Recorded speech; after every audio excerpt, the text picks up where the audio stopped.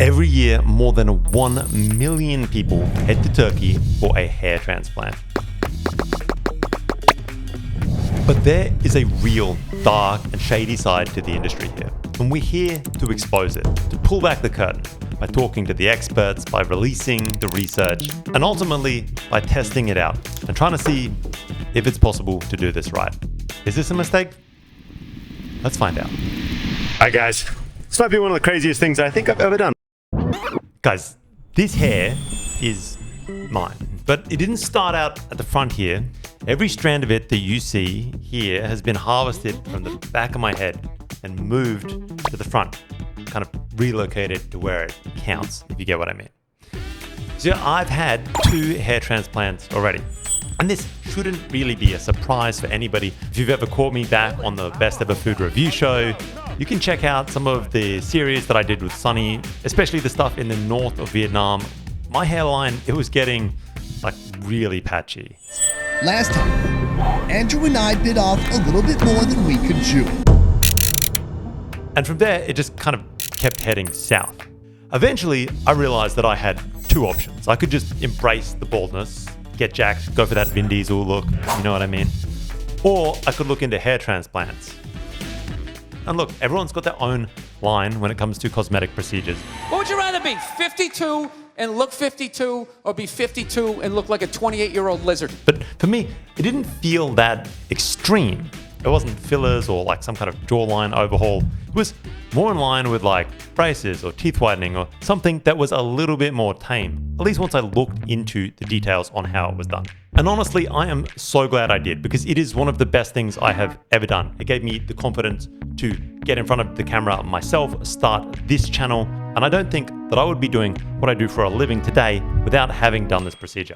I'm not trying to say it's for everybody, I'm just telling you guys what worked for me. And I don't think there's anything necessarily wrong with being bald either. It's just that if the hair transplant didn't work out, I could always go back to being bald later.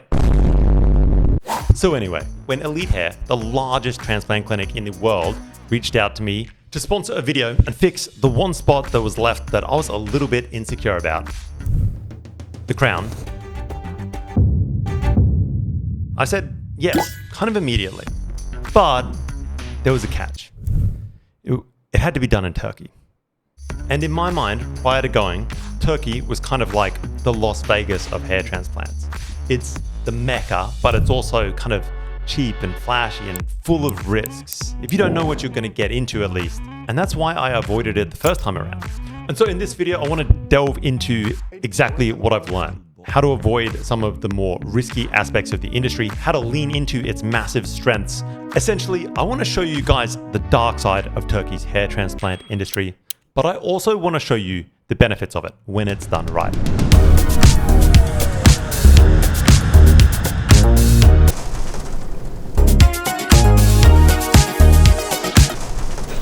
Você fez alguma coisa no cabelo?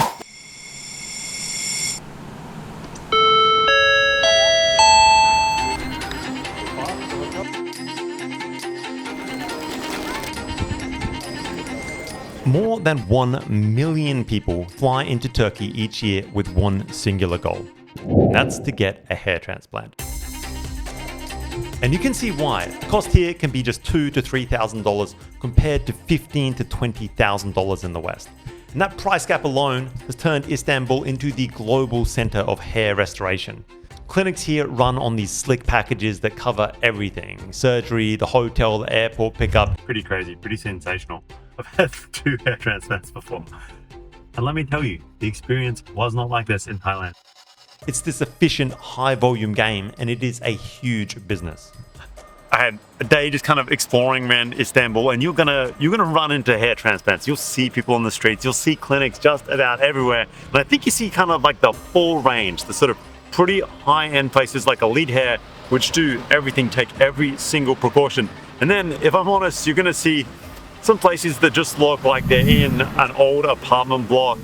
And obviously, I think it's where a lot of the complications go down.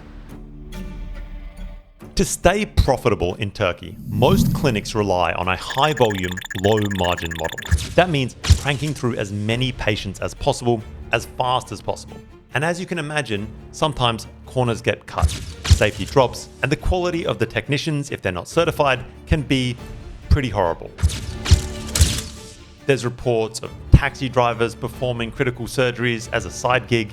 It starts to feel less and less like a medical procedure and more just like a production line. You don't have to look far to come across these just disaster stories on social media of hair transplants gone wrong in Turkey. Because when it goes wrong, it can really go wrong. Infections, scarring, nerve damage, poor regrowth, scalp necrosis. Some patients don't realize how bad it is until just months later. At that point, nothing grows back and it's way too late to fix it. So I feel like I'm sort of some kind of celebrity, like I'm getting picked up to go to an event. And yeah, that event is me getting sliced open with a knife, but whatever, it's kind of it's better than nothing, right? All right, let me tell you guys, this is an entirely different experience than my previous hair transplants. Truth be told, I have had 2 hair transplants before. This is my 3rd one. Typically, before I've done this in Thailand, and it's not in a giant facility like this. It's like a huge hotel. There's this huge screen behind me with a giant face on it. It seems here that, I don't know, this is a pretty big, serious industry, and this is a massive business within it. One of the main things that I wanted to do was sit down with Dr. Balwi, one of the leaders in the industry, to see what's kind of wrong with the industry at the moment and how his team is doing things differently.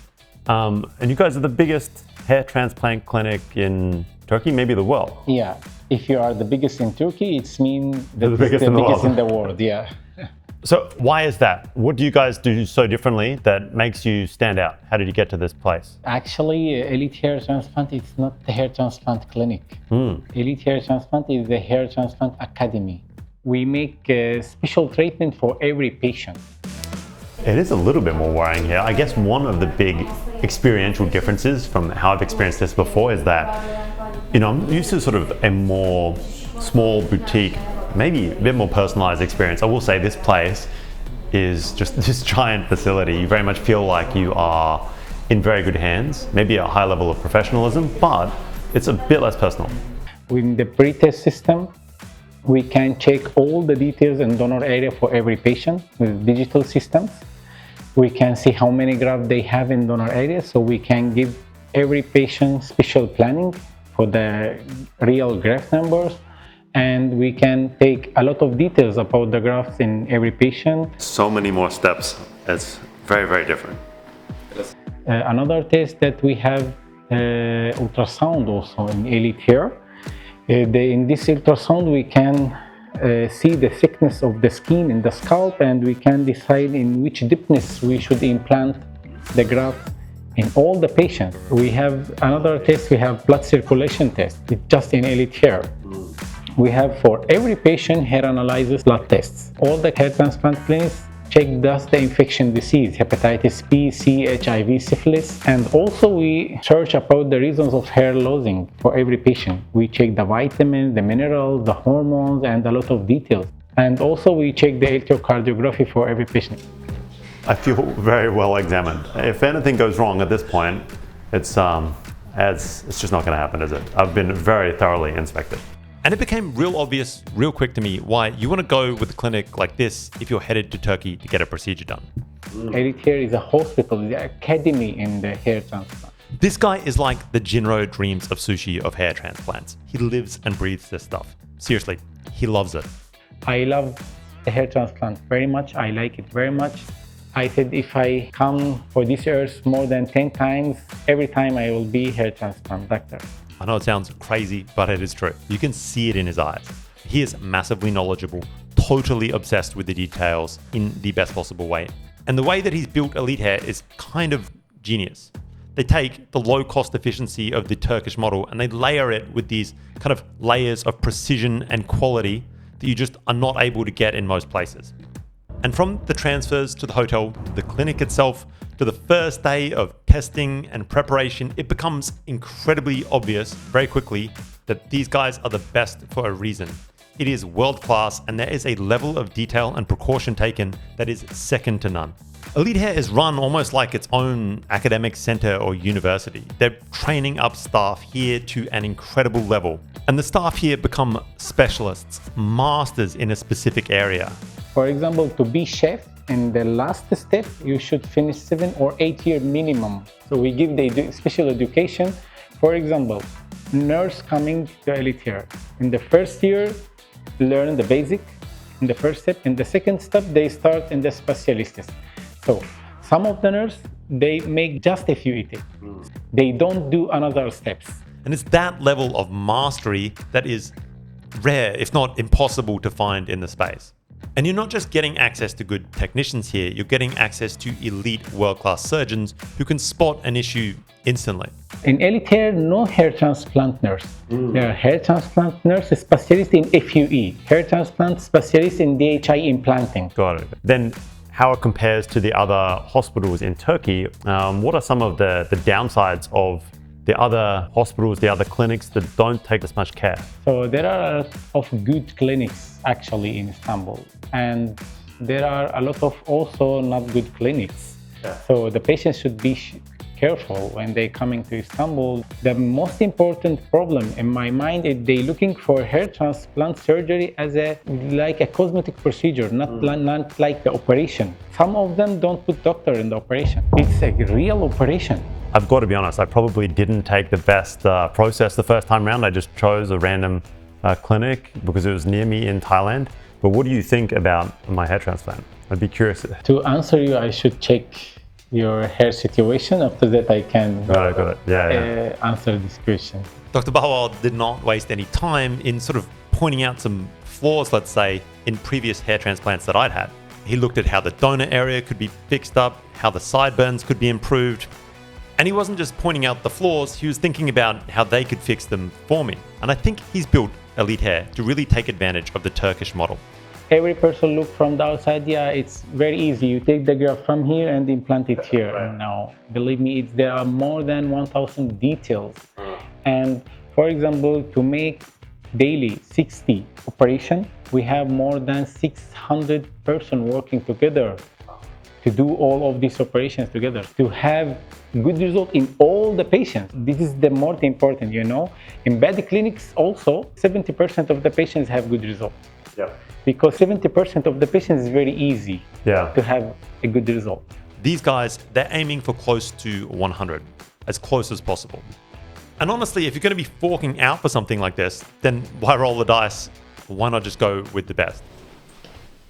Surgery day rolls around and yeah, it's gonna be pretty nervous. There's no way around it. When someone's about to poke holes in your skin, it gets a little bit, you feel a little bit dicey. You know what I mean?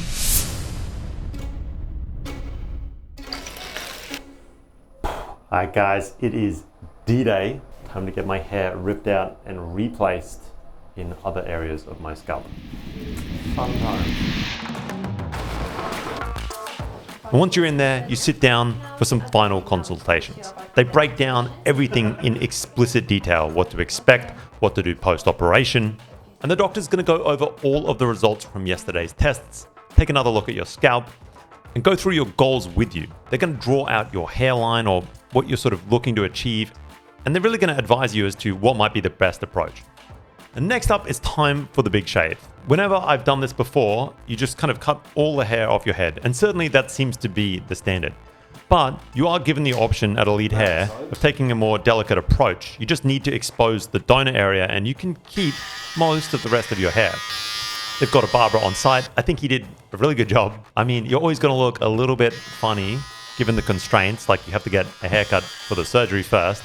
But all things considered, I don't think it looked terrible. It's a bit of a funny look, a bit sci-fi with the blue lines everywhere and stuff, but yeah. You guys like my new hairstyle? I've got to be honest, I think it's going to be about as good as it looks for a little while. Definitely out there, but what are you going to do? And before long, you're in the procedure room. Most people here choose to go out for a little bit. They knock you out just enough to give the local anesthetic and you're done. But I don't like to be knocked out, so I just decided to get the local anesthetic straight up. And to be honest, it was no big deal. There wasn't that much pain anyway. And then the real fun begins, the extraction. And maybe, I don't know if this is going to get gory or not, but you can look away if you want.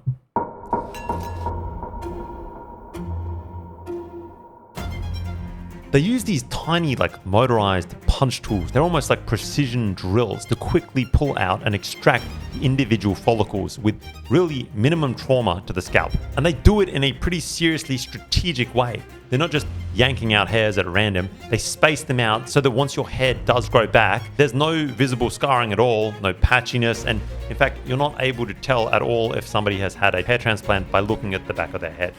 As they go, each graft is kind of cleaned and precision sorted. It's quality control in real time. And it's prepared for the transplant. Okay? If you need anything due to cooperation, tell our team, please. I will see you again. Bye-bye. Bye-bye. Bye, guys.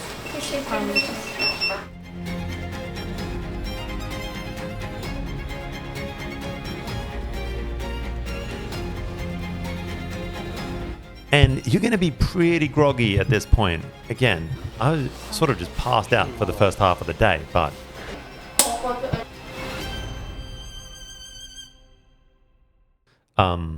yeah, just local anesthetic, but I guess there's a lot of it.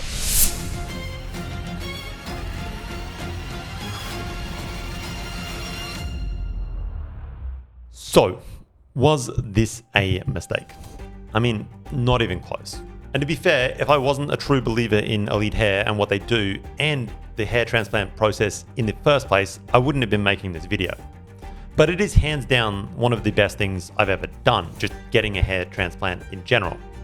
It's incredibly affordable, but what sets it apart is their obsessive focus on training and on the details. And that's how they're able to deliver this top tier quality of service, unmatched consistency, and keep the same low prices.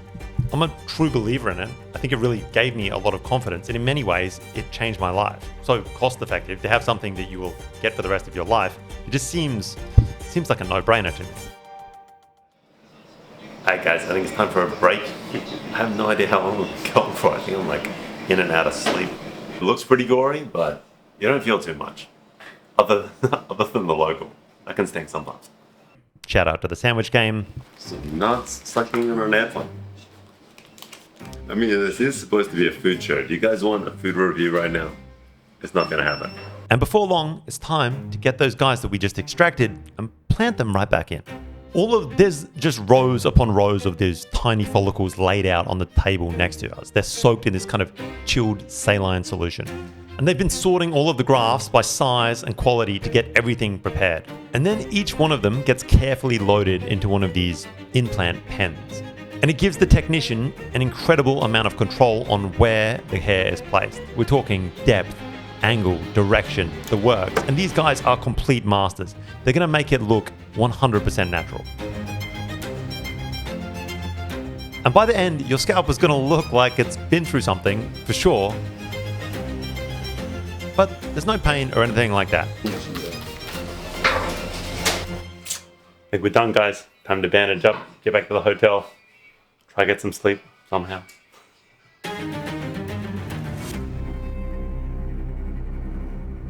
We're done. That's it. That's a wrap. No, not really. We have to come back in for an appointment tomorrow. But all in all, pretty smooth experience.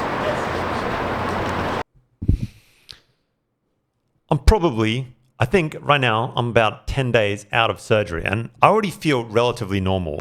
That being said, if I could do it all again, I think I would just go straight to Turkey and pick a clinic like Elite Hair.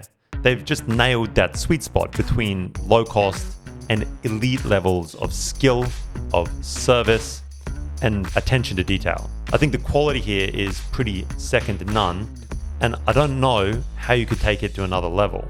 It's just here, there's very little left to chance that anything could or ever would go wrong. Hi guys, last minute hair update because it's about to be 1 month exactly when you're seeing this video, or from the published date, so maybe not when you're seeing it. But here's what it looks like with a little bit of time. Not that long at all, really. Boom.